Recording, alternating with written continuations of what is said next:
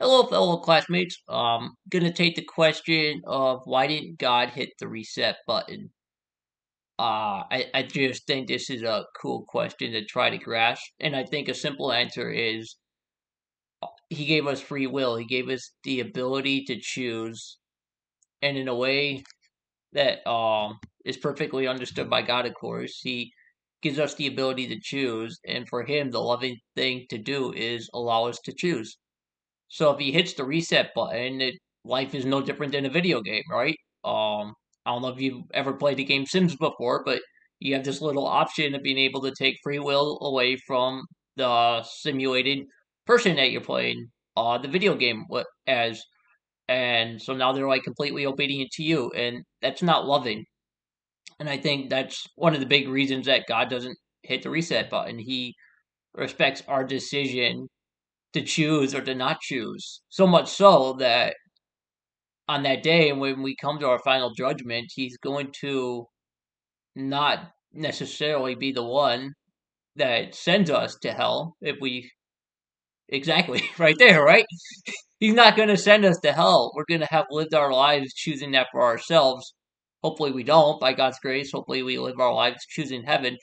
But ultimately, whatever our final destination is, it will be one that we have chosen for ourselves.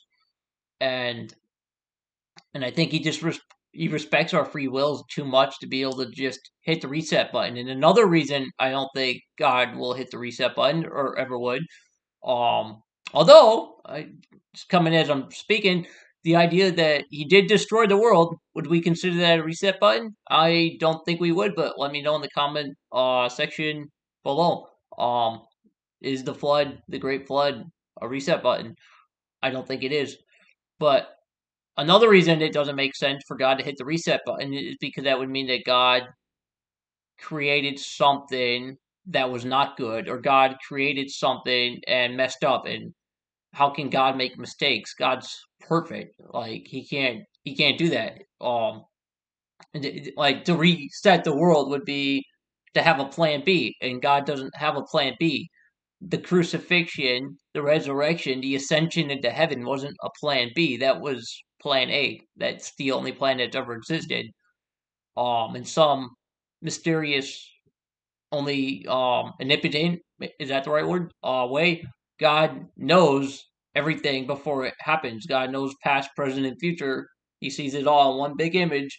And so God knew that at some point man was going to fall. Certainly after testing the angels uh, who received the beatific vision to some degree, they after they fell, like God had to have known we were gonna fall. He had to have known we were gonna mess up, and